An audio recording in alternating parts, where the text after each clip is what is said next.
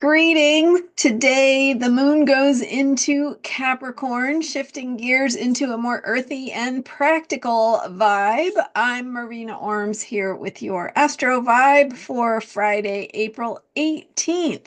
So the moon goes into Capricorn from Sagittarius at about 7:11 a.m. Pacific time. So you can adjust for your time zone. But with that shift, we go from the philosophical sign of Sagittarius and that moon, that mood of the day being in that sign of thinking and big picture and being philosophical as we connect with what is the overarching set of beliefs that helps us organize and orient ourselves in reality.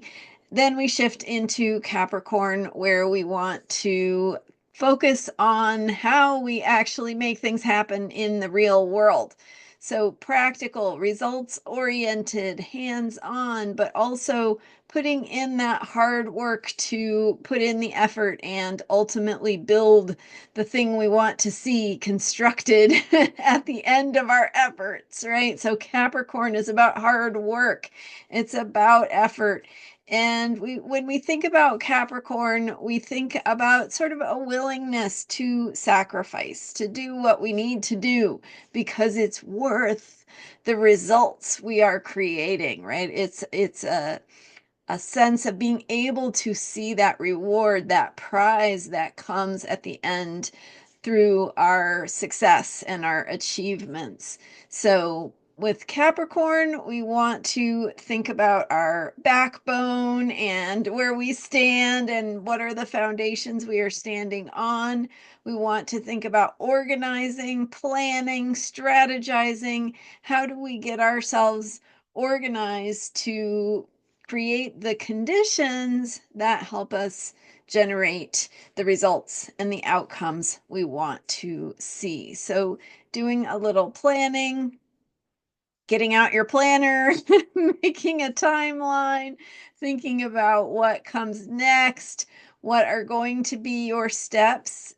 Now that you've gotten a little bit more clear about what's important to you in that bigger picture, what are you going to do about it? So, what is your strategy? What is your plan? Can you put that into something that will help organize you going forward?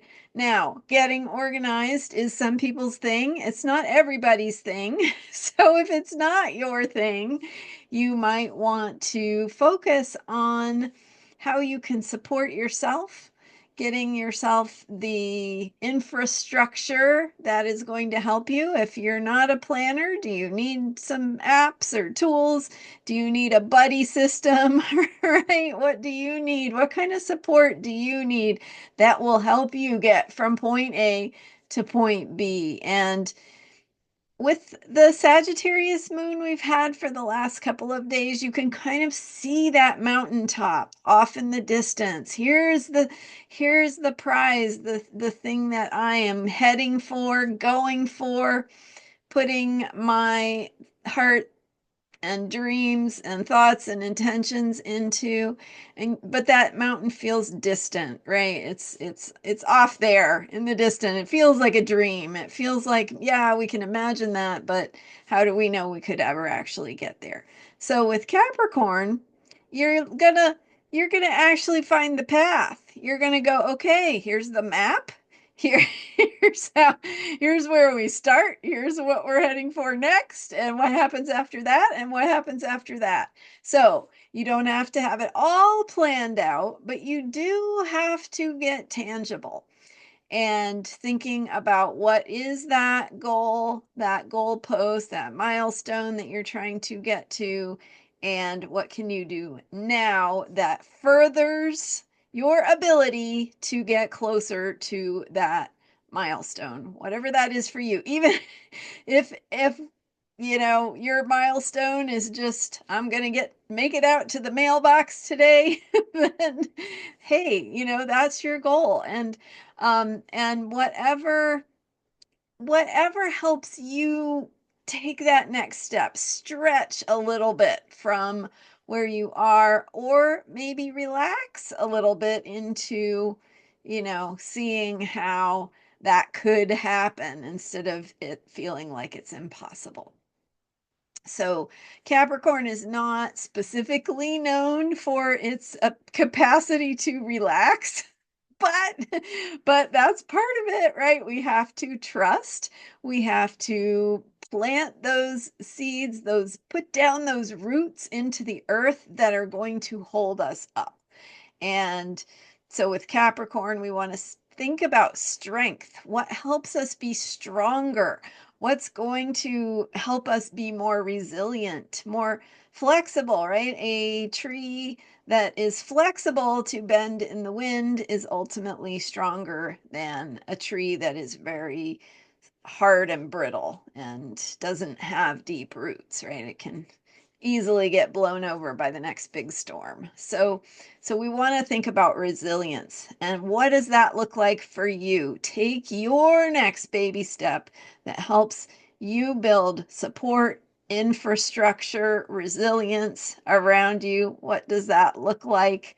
How can you get things just a little bit more organized than they already are, right? Don't make it impossible, but make it very doable, very achievable, and thinking about how you can get organized and put down your roots to create your foundation just a little bit stronger to help you weather whatever may be coming and also get where you are trying to go. So that's how we want to think about this Capricorn moon. We are in an Aries moon cycle, as I've mentioned many times. So we began this moon cycle with the Aries solar eclipse. We now have Neptune in Aries. We now have Mercury joining up with Neptune in Aries. And so we have this energy of action, of risk taking, of finding our courage. So there is a need to branch out, to try new things, to move in new directions, to challenge yourself, right? So the combination between Capricorn and Aries can help us think about stretching just a little bit, reaching outside of our comfort zone, stretching to that next goal that makes everything worthwhile. So, what is that for you? What does that look like and feel like? What are you needing to get organized to help you reach for that next milestone? Thank you so much for being here. I am excited also that I have a post now for Mars entering Leo. So that happens the night of the 17th. So Thursday night, Friday morning, depending on your time zone. And then Mars going into Leo shifts us into that Leo energy of moving outwards, self expression, being shiny, being seen in your truth.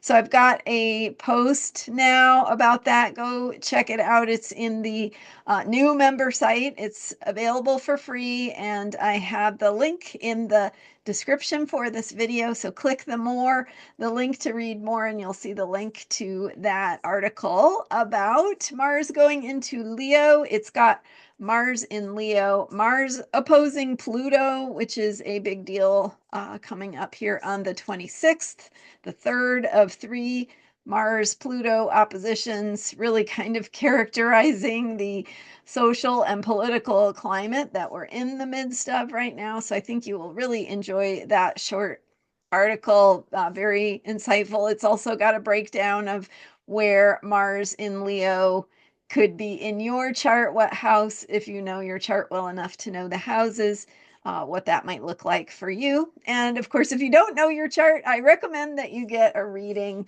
with me, Marina Orms. Check it out, astrologyheals.com, but be sure to check in the description for this video for that link to that article. And while you're there, go ahead and sign up. That way you'll get notified of future articles. Thanks again for being here and for subscribing. I'm going to keep doing these daily YouTube videos for unshakable self-care, and I will see you next time. Bye for now.